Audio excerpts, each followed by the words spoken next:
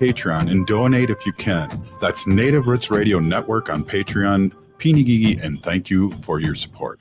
Minnesota has the only original wolf population in the continental United States, and 80% of Minnesotans believe the wolf should be protected. Howling for Wolves is asking Minnesotans to respect our true wildlife manager, the wolf. Their survival is critical to our ecosystems, our communities, and even our economy. As highly intelligent animals with strong social bonds, Minnesota wolves deserve to be protected and admired. Learn more at howlingforwolves.org. Let's live and let howl.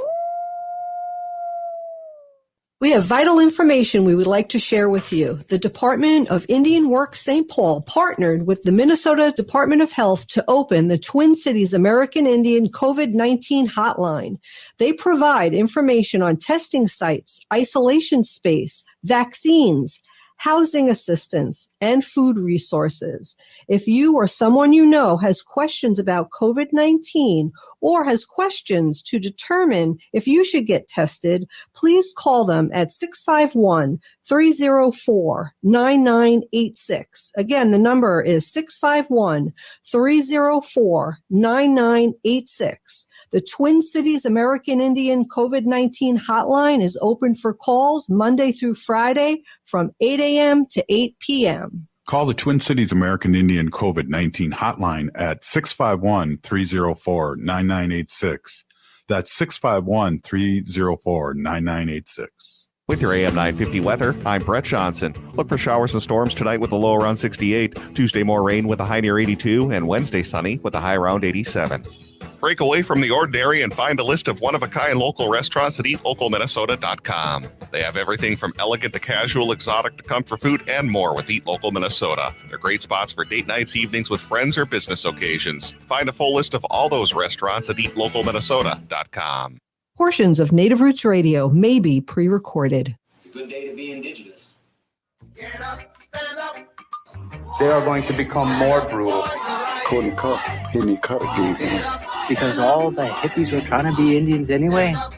They're going to become more repressive because it's a matter of dollars and their illusionary concepts of power. Hey, Victor. We must live in balance with the earth. And also with recent happenings at Wounded Knee. I am awake. Hello and welcome to Native Roots Radio. I'm Awake. I'm your host today, Wendy Pilot. Robert has started his legislative duties and he can't be with us today, but he'll be back tomorrow. On Native Roots Radio, I'm Awake. We discuss national and Twin Cities Native American news and events. And as we all know, Native issues are human issues and human issues are Native issues. This portion of the show is brought to you by the Twin Cities American Indian COVID-19 hotline. You can call them at 651-304-9986. They're open Monday through Friday from 8 a.m. to 8 p.m. for your COVID-19 questions. On today's show, we have David Cournoyer, who will be talking about an exciting COVID-19 town hall. He will be held tomorrow night. David is an occasional contributor to Native Roots Radio, and he's working on a national vaccination campaign called We Can Do This, Indian Country. We will also have Dr. Antony Stately, who is the CEO at the Native American Community Clinic in Minneapolis. But first, let's go to Ogimaa with news and events. Hello, Ogimaa. Hi, Buju and Neen. Wendy, how are you doing today? Can you hear me all right? We could hear you just great. Awesome. Fantastic. It is a Monday, so I'm just going to kind of let it all out here. I've got some urgent news for people in Minnesota. Wild rice is in danger. You can take action by going to waterlegacy.org. You can tell the EPA to protect Minnesota wild rice from sulfide pollution. Again, that's waterlegacy.org. They'll have all the information you need there to submit a statement before the deadline, which is coming up on June 30th. Just wanted to get that out there right away. Other than that, here are your Monday Water Protector Camp updates. Happening now at the Welcome Water Protectors Camp in Palisade, Minnesota. There's a live concert featuring the Indigo Girls and the Indigenous artists Annie Humphrey, Keith Secola, and David Huckfeld. You can catch the show online now at Honor the Earth, but a replay will always be available on social media, I'm sure. I was just tuning in before the show, and it looked like a really lovely event despite the ongoing construction of the Line 3 pipeline in the Palisade area. Last I checked the live feed, the Indigo Girls were playing live from a pontoon on the Mississippi River, which is really exciting. The Welcome Water Protectors Camp this weekend also reported unplanned power outages in the area following increased noise compared to bombs going off. Mille Lacs Electric, the utilities provider in the area, reported simply an unknown outage, and a map released indicates the portion of the grid that went down in the area was surrounding the construction site.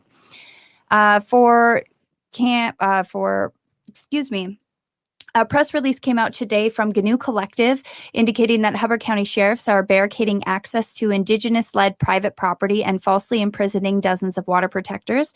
At 6 a.m. today, the Hubbard County Sheriff's Department escalated and served a notice to Nemewag Camp, which is located on private property, and stated that the sole entrance to the property will be barricaded and no one will be allowed in or out. The statement from Tara Hauska of Giniw Collective reads that this is a blatant, unlawful attempt to target and repress Indigenous-led efforts to defend land and water. The state of Minnesota appears to not understand treaty law, and it also seems Minnesota doesn't understand U.S. property law either. They have been live on Giniw Collective's Facebook page off and on this evening. Make sure to like, follow, and stay up to date with Giniw Collective through social media. At the site of Camp Firelight near the first Mississippi River crossing of the Enbridge Line 3 project, a makeshift bridge and drill rigs have appeared on site. In opposition to that, water protectors staged an event, which is also happening now, where water protectors are floating down the river, the Mississippi River. Water protectors in that area are also watching closely and reporting construction as they can. Please follow the Wild Rice Protector Camp page on social media for updates. At Red Lake Treaty Camp, they've been experiencing off and on harassment at the hands of the Minnesota Department of Transportation. According to a statement released by the Red Lake Treaty Camp yesterday or today, although MnDOT's Commissioner Margaret Anderson Collier rescinded the trespassing order on Red Lake Treaty Camp, which is officially permitted on public and 1863 treaty lands, she has since started arbitrary limits on the camp and with the intention of isolating its leaders. MnDOT is putting an ungrounded and unreasonable burden on the camp by not allowing individual tents. They are asking that people call and tweet the MnDOT commissioner to rescind these arbitrary rules. And the phone number is 651-366-4800, or you can email margaret.anderson.kellier, spelled like the city in northern Minnesota, at state.mn.us. Leaders from Camp McGeezy are on their way to Washington, D.C. to speak about the movement to stop Line 3. Tasha Martineau and two other Two-Spirit water protectors are en route to the Capitol this afternoon. I want to wish them safe travels. Also, this is deeply disturbing. This is what happened over the weekend in the deep north of Minnesota. 6 people were arrested in a sex trafficking sting in Beltrami County, Minnesota, and Bemidji. 2 of the men arrested are from Bemidji and working under subcontractors on the Line 3 replacement project. Those arrested responded to an ad on a website. Investigators arrested the suspects as they arrived at an arranged meeting place for sex. The men were from Bemidji, Minnesota, Park Rapids, Minnesota, Washington State, Illinois, and Missouri. The article in the Bemidji Pioneer did give credit to the Native organizations and police departments that helped in the sting, but failed to interview or seek comment from any Indigenous community members or community members working on the missing and murdered Indigenous relatives issue in Bemidji. The article instead included interviews from Enbridge, its unions, and a group known as Respect Minnesota, a group which may be funded by Enbridge and their partners. The article took great liberty to express that Enbridge is against these types of behaviors and that the company immediately terminated the employees, but did not mention any background check measures or policies that Enbridge has in place for its hiring or employment contracts regarding this issue. So I'm a little bit disappointed with that. I think what got me the most is that this article is actually behind a paywall on the Bemidji Pioneer, meaning, for those of you who don't know what a paywall is, it means that you can't access the online content without paying for a subscription. You can read the headline in a very brief description of the article, but that's it. Statements from water protectors and organizations working against Line 3 are expected in the next days on this issue. In other Minnesota news, the Health and Human Services budget bill in Minnesota was finalized this last week. It includes 2 significant child protection and foster care reform measures. The bill is going to require courts to appoint a lawyer in all child protection cases for parents who can't afford one, which is a big change. The current law only gives courts discretion to appoint an attorney. Quote, in any case in which it feels that such an appointment is appropriate. The bill also makes sure that some criminal convictions won't stop children from staying with relatives as foster parents. Advocates are saying that these legislative changes are going to allow more children in foster care to stay with family and lead to better outcomes. This is especially true for families of color who are disproportionately likely to experience these situations. In world news, a fifth church on a First Nations community in British Columbia was found on fire. Churches in Canada appear to have been targeted following the discovery of hundreds of Native children's bodies on grounds of former residential schools, either in unmarked or mass graves. No one was injured at the church, and it only sustained minimal damage, the structures remaining intact. But in contrast, in this incident, the other 4 churches that were on fire in this past week were all Catholic churches, and they were all burned completely to the ground. The New Hazelton Royal Canadian Mounted Police Sergeant Darren Durnan said that this fire is being regarded as suspicious, and investigators are looking into whether there are connections to the other 4 fires at the churches in the Okanagan First Nations communities in British Columbia. It's Monday, and I'm just going to end on a sour note. In other news, Yellowstone National Park is running out of snow. There's a record-setting heat wave on both the east and west coast ends of the United States, and a large portion of the country is experiencing a record-setting drought. Happy Monday, everybody. How are you holding up, Wendy, after all that? Well, Ogimaa, that was great news, and we really appreciate it. You're listening to Native Roots Radio. I'm Awake. Next up, David Cournoyer. Stay with us while we take a short commercial break. Good morning, Uluza, Mambi, Maya. Wedwajin, Ajina Seyetai. Imawi, Imapesi, Deidaya, Waemi. Imawi, Imapesi, Deidaya, Waemi. Imawi, Imapesi, Deidaya, Waemi.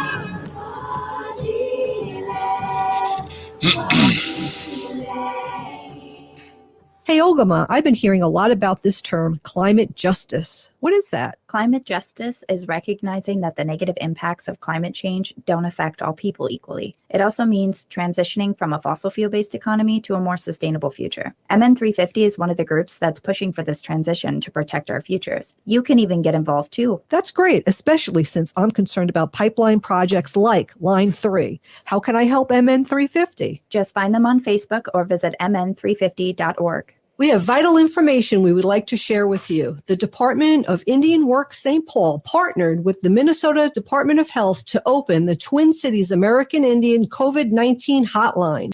They provide information on testing sites, isolation space, vaccines, housing assistance, and food resources. If you or someone you know has questions about COVID-19 or has questions to determine if you should get tested, please call them at 651-304-9986. Again, the number is 651-304-9986. The Twin Cities American Indian COVID-19 hotline is open for calls Monday through Friday from 8 a.m. to 8 p.m. Call the Twin Cities American Indian COVID-19 hotline at 651-304-9986. That's 651-304-9986. Over the past year and more, we've all missed out on a lot. Family time, graduations, weddings. And missing those events, we've missed out on even more. Friendships, connections, community, belonging. That's a long time to miss things this important. So don't miss on getting the COVID-19 vaccine. Vaccines are now available throughout Hennepin County to anyone over the age of 16. Just visit takecarehennepin.org and sign up to get yours. That's takecarehennepin.org. Anine, I'm Lieutenant Governor Peggy Flanagan, and you are listening to Native Roots Radio.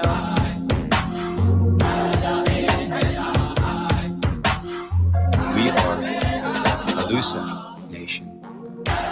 Welcome back. Native Roots Radio presents I'm Awake, and I'm your host today, Wendy Pilot. Robert has the day off, but he'll be back tomorrow. This portion of the show is brought to you by the Twin Cities American Indian COVID-19 hotline. Call them at 304-9986. They're open Monday through Friday from 8 a.m. to 8 p.m. for your COVID-19 questions. Today, we have David Cournoyer. David is a contributor to Native Roots Radio I'm Awake, who is working on the national We Can Do This Indian Country COVID-19 vaccination campaign. Welcome, David. Please tell us all about the vaccination campaign and the town hall that will be taking place tomorrow night. Well, thank you for having me. It's great to be back. And, you know, Robert and you have just done such wonderful work bringing this show along and sharing not only Indian country news to the local Twin Cities community through AM 950, but across the social media airwaves, so to speak. And it's just wonderful to see how Native Roots Radio has grown. And actually, Native Roots is a partner with this Facebook Live discussion that we're going to have tomorrow night, featuring Great Lakes states. It's wonderful that you have Hennepin County, the Hennepin County COVID campaign. We have to get as many folks as we can vaccinated. And there was actually some good news today, despite all of the doom and gloom we heard in the early newscast from Ogimaa. And it's hot, right? It's hot and it's dry. It is lots to be concerned about. But some of us today saw in the news a promising study on the Moderna and Pfizer vaccines that suggests that we won't need a booster for those vaccines as quickly as we thought we might, right? Because there was talk that we were going to need a booster maybe annually, sort of like a flu shot. So if things hold and the variants don't get too widespread, this study said that we won't need a booster for the Pfizer and Moderna vaccinations if you got those. They weren't as clear on the study with the Johnson & Johnson vaccine, but many of us, right, had the 2-shot dose. The first one I had around the beginning of April, and then 4 weeks later, right, had the second Moderna shot. And other than a little pain in the arm for, a day or so, and maybe just feeling a little out of it is how I felt, I had no other reactions.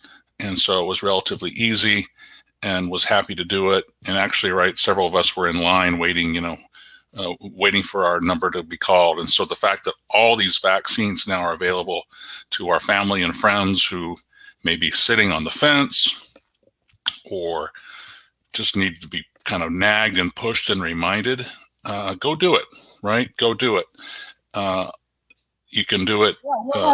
Yeah, we're having, we know a couple of people who are on the fence about it, and it's, we're trying to be encouraging to encourage them to get the vaccine, and really trying just to let them know that we're worried about them, and that we don't want more variants and more dangerous variants coming to fruition, because we don't want to have to get another booster. But that's very, very good news today, David, about not having to get a booster for the Moderna and the Pfizer vaccines. Thank you for that information. It's nice to have some positive news, right? It's been such a roller coaster, right, over the last 15 or more months with the COVID-19 pandemic. All of the high rates of infections and unfortunately deaths in much of Indian country. It's sort of exposed, right, a lot of what we already knew was going on, which was underfunded healthcare system, a lot of chronic health conditions. So it was sort of a perfect storm in some places. And we remember the headlines in spring of 2020, right, that some tribal nations, had among the hottest hotspots in the whole country. So to see the turnaround in the last 6 months or so since the vaccine has been available, right, many tribal communities have been wonderful success stories in getting their populations vaccinated. President Biden has had a national goal of 70% of adults to be vaccinated by the 4th of July. It looks like we're going to fall a little bit short of that, but some of our tribal communities have hit that mark. The state of Minnesota has pretty much hit that mark. And the next phase will be to get more of our children vaccinated. So tomorrow night on our town hall, we will talk more about that and what the timeline might be on making the vaccines available to children younger than 12. Right now, teenagers and older are eligible. And so let's get it done. Let's get it done. Let's talk to uncles and aunties and friends and folks who, just haven't done it so far. Some might have not had enough information. Some might not have had enough convenience, and make it so easy you can't say no.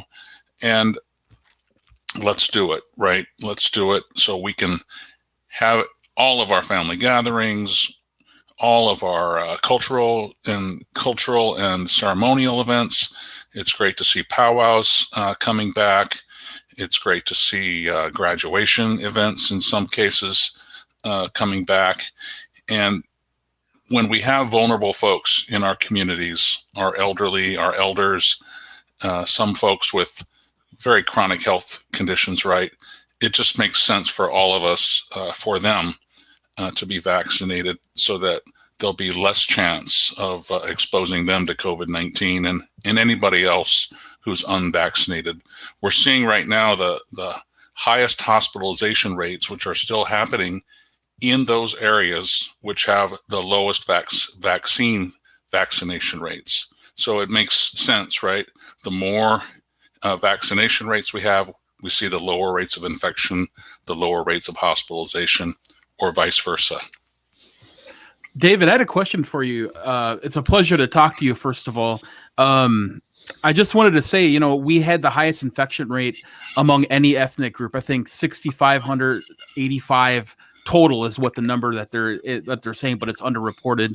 My own community of Rosebud, the Rosebud Sioux tribe, had to cancel their Wachipi, their powwow, because of not enough vaccination rates. So I was wondering if you could maybe speak on that a little bit, about a lot of our community's hesitation towards getting the virus, getting this vaccine, and its mistrust of, institutional healthcare in general, and how we can overcome that as a community. Well, I think the number one thing we need to do about this is be able to talk about it and have a conversation. Telling people what to do, as we know in our families and our communities, rarely works, right? You tell me to do one thing and I'm going to do absolutely the other thing, or I'm going to kind of ignore you and just, yeah, but really have no intention. So how do we have a true two-way exchange about this and answer folks' questions and ask them what it would take? What do you value in your health and your well-being and your families? And don't run from difficult conversations too. Unfortunately, politics have entered, right, a lot of these conversations these days, where maybe more conservative political people have heard certain things and maybe have more skepticism about whether the whole pandemic was actually real. We heard from the very beginning in the early 2020, right, that it was a hoax, that sort of thing. And that stuff, I think, sticks around. But how do we have productive conversations about it and not judge and tear down people for what they believe, but ask them to think about open their eyes, their minds, really, to other possibilities. And not that in some cases, right, there's more than one best way of doing things, right, and we have to figure out the best way of doing things. But the science in this instance has shown us that the hospitalization rates and the infection rates are high now mostly in places where the vaccination rate is low. So what does that tell you? Could you tell us what time the town hall is tomorrow for people who'd like to tune in? Exactly. Thanks for asking, Wendy. It's 7 o'clock Central. So right after you all say good night on your nightly 1 hour show, we will transition to this town hall, and we'll have doctors from the local area. We'll have a member of the Indian Health Service Vaccine Task Force, tribal leaders, and a mother or two, a parent, right, who's actually grappling with these questions. That's wonderful. Wonderful, wonderful. Thank you so much. We really appreciate you coming on and spending time with us. That was David Cournoyer, who is working on the national We Can Do This Indian Country COVID-19 vaccination campaign. Tune in tomorrow night at 7 p.m. Central. Thank you, David, and we will be back. Thank you, David.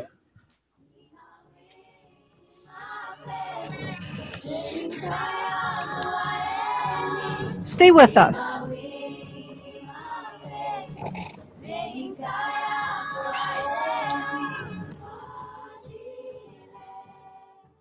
Hey, Wendy, what are we doing for dinner after the show? How about we go to J. Selby's on 169 Victoria Street in St. Paul? They have a delicious plant-based menu that's compassionate and environmentally sustainable. I'm getting their spot-on vegan Big Mac, the dirty secret. You can pick up and they deliver within a 5-mile radius, or you can call them at 651-222-3263 or visit jselbys.com. Well, you sold me, Wen. Let's go order at J. Selby's tonight. I'm hungry. When we heal from our traumas, when we face our fears, let go of our addictions, when we relearn our values, when we live our teachings, respecting our elders, cherishing and honoring our children, when we honor and take care of our spirit, there will be no room left for sexual violence. Sponsored by the Minnesota Indian Women's Sexual Assault Coalition. Hello, Minneapolis. Make sense, make progress, make a date, make an appointment with me. Weeknights from 10 to midnight here on AM 950. COVID-19 vaccines are safe, effective, free, and approved for everyone over the age of 12. Getting vaccinated is the most powerful tool to keep ourselves and loved ones healthy and to end this pandemic. Get your vaccine and get back to what matters most to you. To learn more about scheduling a free appointment, visit ramseycounty.us/COVID vaccine. Again, that website to schedule your free COVID-19 vaccine is ramseycounty.us/COVID vaccine. If you're hurting in your relationship or have been affected by sexual violence, you're not alone. Strong Hearts Native Helpline can help you through these difficult and uncertain times. Strong Hearts Helpline is a free 24/7 confidential domestic dating and sexual violence helpline for Native Americans. Help is available by calling 1-844-762-8483 or by clicking on the Chat Now icon on strongheartshelpline.org. This message is sponsored by the National Indigenous Women's Resource Center. Over the past year and more, we've all missed out on a lot. Family time, graduations, weddings. And missing those events, we've missed out on even more. Friendships, connections, community, belonging. That's a long time to miss things this important. So don't miss on getting the COVID-19 vaccine. Vaccines are now available throughout Hennepin County to anyone over the age of 16. Just visit takecarehennepin.org and sign up to get yours. That's takecarehennepin.org. We have vital information we would like to share with you. The Department of Indian Work St. Paul partnered with the Minnesota Department of Health to open the Twin Cities American Indian COVID-19 hotline. They provide information on testing sites, isolation space, vaccines, housing assistance, and food resources. If you or someone you know has questions about COVID-19 or has questions to determine if you should get tested, please call them at 651-304-9986. Again, the number is 651-304-9986. The Twin Cities American Indian COVID-19 hotline is open for calls Monday through Friday from 8 a.m. to 8 p.m. Call Twin Cities American Indian COVID-19 hotline at 651-304-9986. That's 651-304-9986. With your AM 950 weather, I'm Brett Johnson. Look for showers and storms tonight with a low around 68. Tuesday, more rain with a high near 82. And Wednesday, sunny with a high around 87. Break away from the ordinary and find a list of one-of-a-kind local restaurants at eatlocalminnesota.com. They have everything from elegant to casual, exotic to comfort food, and more with Eat Local Minnesota. They're great spots for date nights, evenings with friends, or business occasions. Find a full list of all those restaurants at eatlocalminnesota.com. Hi, I'm Jane Fonda, and you're listening to Native Roots Radio. Welcome back to Native Roots Radio. I'm Awake, and I'm your host today, Wendy Pilot. Robert has the day off, but he will be back tomorrow. This portion of the show is brought to you by MN350, a grassroots organization fighting for climate justice. Ogimaa, before we get to Dr. Stately, Dr. Stately is the CEO at the Native American Community Clinic in Minneapolis. Could you just give us the information one more time about the town hall tomorrow? Oh, we can't hear you, Ogimaa. You must be muted. It's the Hi, Wendy. Are you there? Yes. Can you hear me now? Yes. Sorry, I was muted. It's my turn today. Happy Monday. So tomorrow, Native Roots Radio is hosting an event. It is called Keeping the Circle Strong. We Can Do This Indian Country. It is for the Great Lakes region this time. This is actually part of a series. So we're trying to get into and talking about this issue in Indian country in different portions all over the U.S. So that's tomorrow night on Native Roots Radio Live at 7 p.m. Central Time. You can tune in, or if you happen to miss it tomorrow, you can always tune in later on the replay on Native Roots Radio. That's great. Thanks so much. So now today's Monday, and Monday is our Dr. Antony Stately Day. And again, Dr. Antony Stately is the CEO at the Native American Community Clinic in Minneapolis. Welcome, Dr. Stately. How are you today? I'm good. How are you? We're doing well. We're doing well here. Yeah. Good to see you. Yeah, it's good to see you too. So we're having a town hall tomorrow night, Robert and Ogimaa, with the We Can Do This Indian Country campaign to try to talk with people who might be on the fence about getting their vaccine, and they're going to have a lot of people on. So I'm glad that there's lots of people out there talking about this important subject. Yeah, that's exciting. That's great. I'm glad to see you doing that as well. And I'm sorry I missed David. I haven't seen David in a really long time. Even virtually, I haven't seen him for quite a while. So it was would have been nice to have been here while he was talking. But I'm glad to see that that conversation is continuing to be held for our community. I think we have some important conversations to continue to have for that. So creating space and holding space for that to happen is a really important thing. Yeah. He brought up a good point too, is, and like you always say this, and it's a good reminder to me that, telling people what to do, or, trying to judge them or put them down in a way about getting the vaccine is the wrong approach. Yeah, absolutely. And I think one of the things that's kind of an interesting conversation, I think, for us to begin to have is like, so there's a couple of really important sort of like things that are going on in the news. There was a news piece today that talked about how the science seems to support that the mRNA vaccines, those ones that are based in mRNA technology, that would be the Pfizer and the Moderna vaccine, that those ones look like they'll offer protection for a significant amount of time, years, not months, which is a good thing. And within the broader context of the concerns related to the all of the variants that are sort of like now circulating fairly broadly in practically every state in the United States, right? But here in Minnesota, where we are at right now, where I'm at, that Delta variant is pretty concerning, because I think early reports suggested that it was 60% more easily transmissible, and also very virulent in terms of like how sick people would get.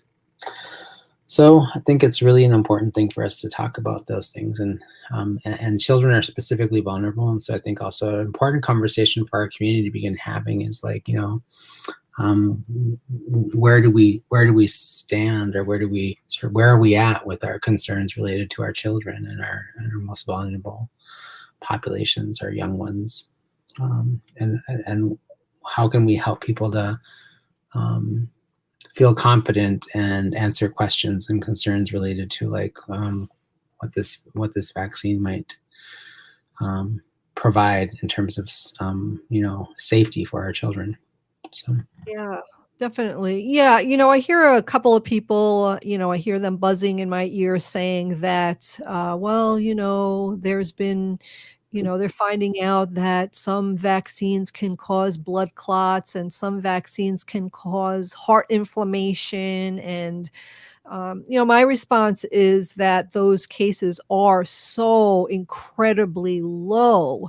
But hearing that on the TV, and I mean, I think that they're being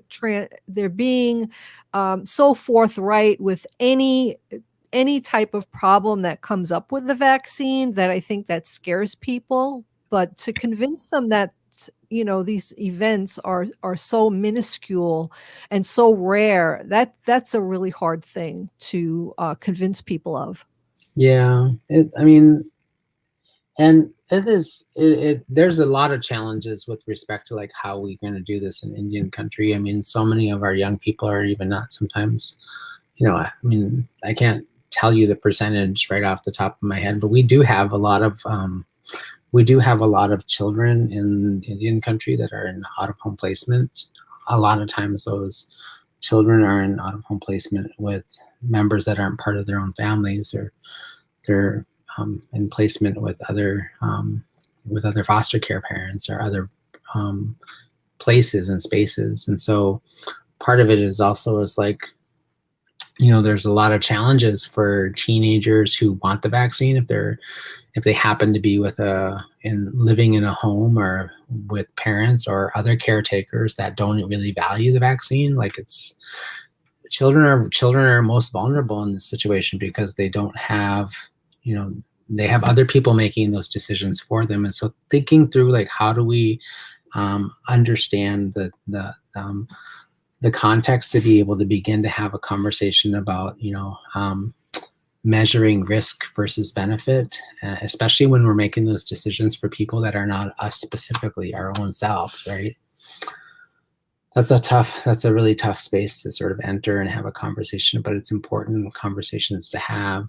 I listened to a really great broadcast on NPR this weekend from an interview that was done with a 16-year-old young man living in Arizona who everybody in his school has been vaccinated. Most of the people he socializes have been vaccinated, and his parents refused to let him get the vaccine. And he's like, I've done the research and I understand the risks and, those kinds of things. But because he's under the age of 18 and because he lives in a state that doesn't allow for, 14, 15, 16, 17-year-olds to make independent decisions about their medical health care, even in emergency situations like this, that it's challenging, right? So I think situation for yeah.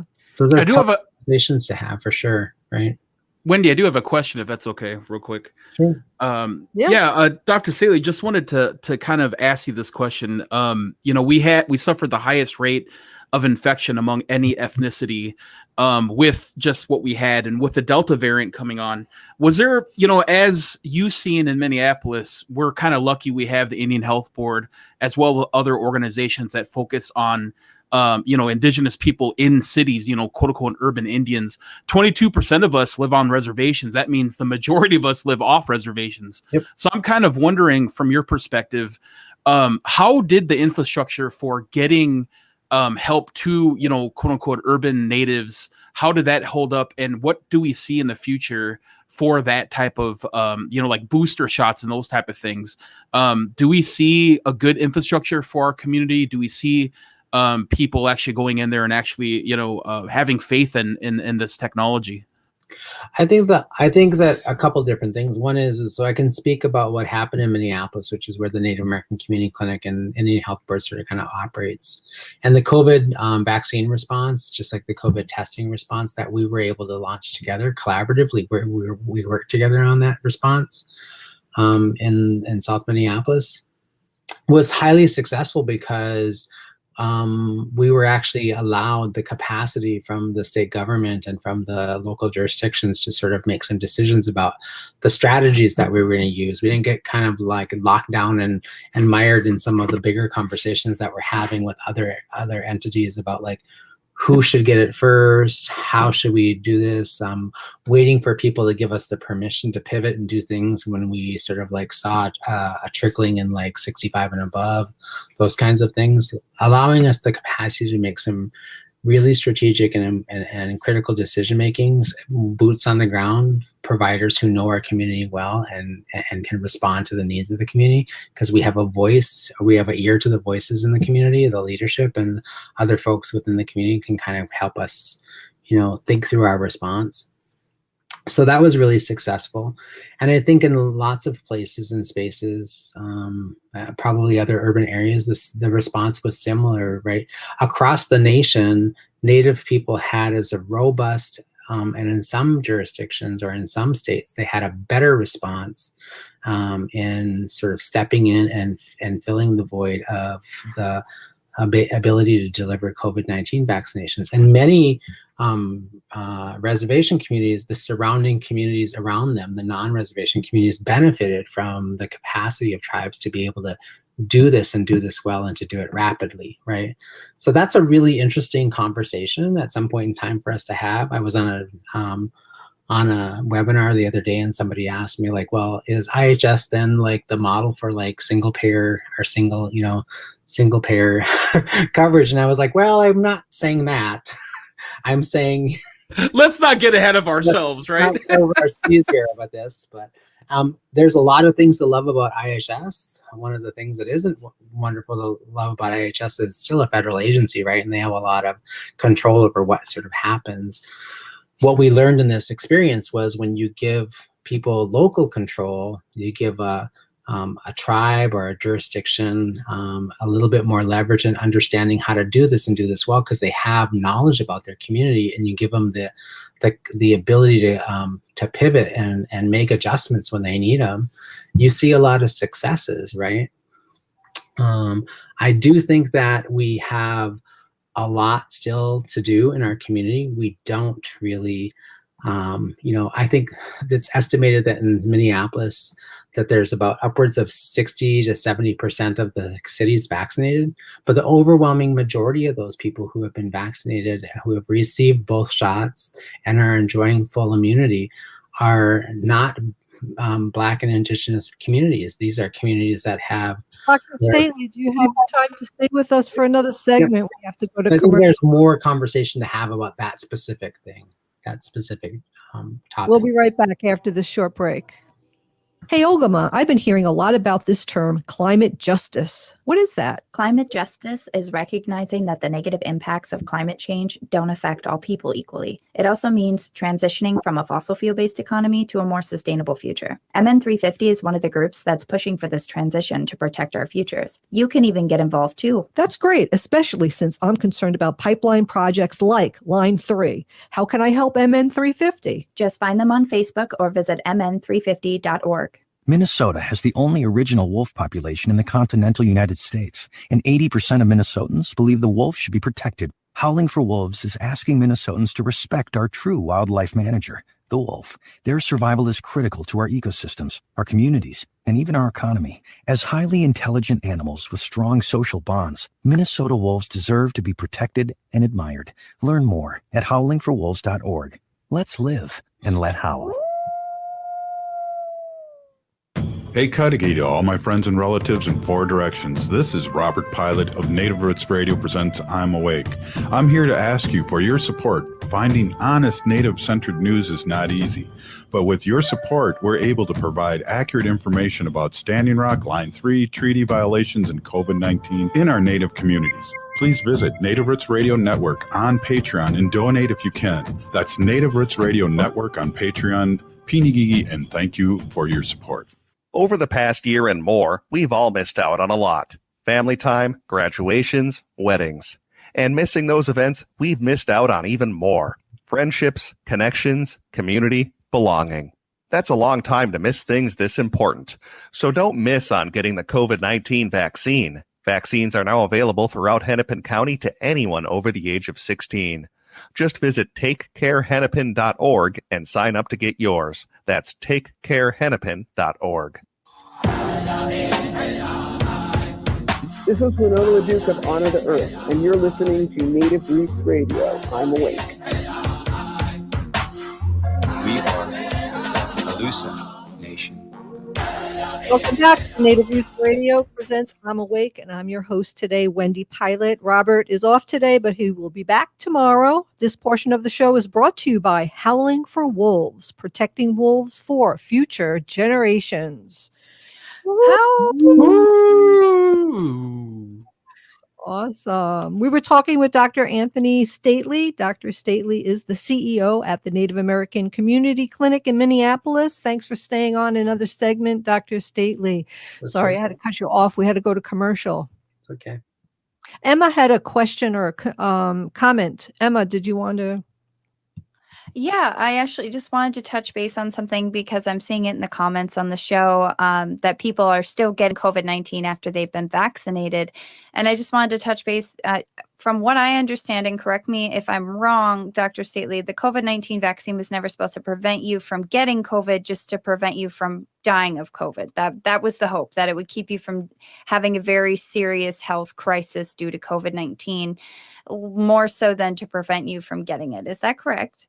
Well, I mean, I think that's partially true. I don't think it's completely true. So the COVID-19 vaccination is expected to be about 95.6% effective in preventing you from acquiring the virus, right? You still have like about a 4% chance that you could possibly acquire it. Even after you get vaccinated, but the long-term sort of effects of the vaccine also seem to suggest, or through evidence or research, demonstrates that you are likely not to become very sick because of it. Like the vaccine will provide some additional protection for you from becoming seriously ill and such that you need to be hospitalized. That's like the prevailing scientific evidence suggests that. I think one of the things that they're starting to talk about too is that these RNA specific based vaccines, Pfizer and Moderna, suggest that we won't need to we are likely not to need to have a booster. Whereas some of the other vaccines that are not based on mRNA might have to need boosters to continue to have the same level of protection. And I think some of the other things that are important to discuss are things like, there is a window of period of time. So after you get your first shot, you don't have full protection until you get that second shot, the full 96% protection. And then even after you get the second shot, like 3 weeks later, if it's the Pfizer, 4 weeks later, if it's the Moderna, so 21 days versus 28 days. 2 weeks after you get that second shot is when you are considered to have full immunity that is protected by, is offered to you by the vaccine. So, you're considered to be at that 96th percentile of protection. And there are a lot of people, I think, that don't understand that and sort of kind of misinterpret and a few other things. And so I've seen people do all kinds of things. They get the first shot and they feel fairly confident. It's like, oh, okay, now I have 46% protection. I'm willing to play with those odds. So here goes the mask. I'm taking it off and doing all kinds of, dicey things. It's important to continue to help people to understand that you have to complete the series. If you look at the stats in the state of Minnesota, there's a significant number of people that didn't get the second shot. So about 70 to 80% of the population of the state of Minnesota have gotten at least one shot, but a lot of them have not gotten the second shot. There's all kinds of reasons why people wouldn't get the second shot. And we certainly need to work as a health system to help people complete their series, because that's when they get the most protection. And then there's also other things like, this has certainly happened to me in my own life where, I've gone and I've gotten a flu vaccine, and then like a few days later, I end up feeling flu-y and sick, right? I don't get the full flu, but I feel flu-y and sick. That's can be either be an immune response, or if I do get the flu, it could be that I was already getting sick before I got the shot, right? I contracted something before I got the shot. Everybody has a period of time in which sort of their immune system starts to bake a response, right? And it can be anywhere between 10 to 14 days after you're exposed to something. So there's a lot of explanations that might suggest like people sometimes draw a conclusion like, oh, I got the vaccine and 2 days later I got sick. So it must have been the vaccine that got me sick, but that they're not scientists. They can't control for all of the other variables in their life between over the last 48 hours. So after someone gets their second shot, when are they fully vaccinated? Isn't there like a time? 14 days. Yeah. We tell people continue to wear your masks and be a little bit cautious, socially distance, those kinds of things for at least 2 weeks after you get your second shot. So those are important things to remember. And I think a lot of times people don't remember those things. There are very rare cases of people getting sick again with COVID, contracting the virus after they've completed their second shots. Those are very rare. I mean, we're talking, the likelihood that you would win the lottery kind of chances, right? Like 1 in millions, right? And we're trying to understand those things better and why that happens. But even in those situations where that has happened, I think none of those cases have people gotten seriously sick and died. So, and those are really good odds. Those are really, really good odds. Yeah. I like those odds, and I would bet on those odds if I was. I'd take those odds over no protection at all any day of the week. Absolutely, definitely. And I say that from somebody who had COVID. Like, I don't want to ever have that experience ever again.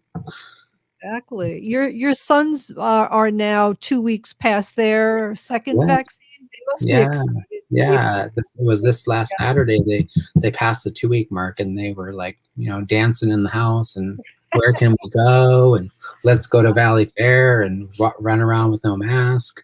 They were super excited. Let's touch every handrail on the way, right? Well, don't get crazy. There's still other stuff you can get. I have one more quick question for you, Dr. Stately. My child is not yet old enough to get the COVID-19 vaccine. They just turned 8. Have you heard anything on kids younger than 12 yet? I think we are very close to getting emergency authorization for 2 and above. I think we're very close to it. I've heard people say that it's going to happen within the next couple of weeks. Yeah. And Ogimaa, if I had a kid under the age of 12 and who was not able to get vaccinated, I would be really careful with them. And honestly, I wouldn't let anybody who wasn't vaccinated really spend a lot of time with them, especially indoors. I think that I'd be a little nervous about it. Yeah. How do you feel about that, Dr. Stately? I mean, I think it's, my professional opinion is like, it's better to take less chances than not. But I certainly, as a parent, understand, like you want to spend time with family. I understand, like, we have 4th of July coming up. Like, good God, people want to go and, eat a hot dog and watch the fireworks, right? Or maybe not. I don't know. Maybe that's a colonial thing and you don't really want to do that. And that's fine too. I was just going to say. Well, I mean, I don't know. I was going to say something about that's my favorite holiday. Yeah. But either way, it's like, I think the challenge is that every parent has, you have to sort of kind of like say like, okay, what's the calculated risk I want to take here, right? Right. And the biggest challenge is that, you know, you have the potential to sort of like expose your child to something, but then your child, like they go off and they spend time with the friend and they don't wear masks, or the friends around them don't wear masks. They have the potential to bring it back to you if you're not vaccinated or you have a vulnerable elder and all those other things. And there's all kinds of challenges that come from that. You've been listening to Native Roots Radio presents I'm Awake, and I'm your host, Wendy Pilot. I would like to thank Ogimaa for the news and events, Lewis for being in the behind the scenes, David Cournoyer, Dr. Antony Stately. Being healthy and aging well, invite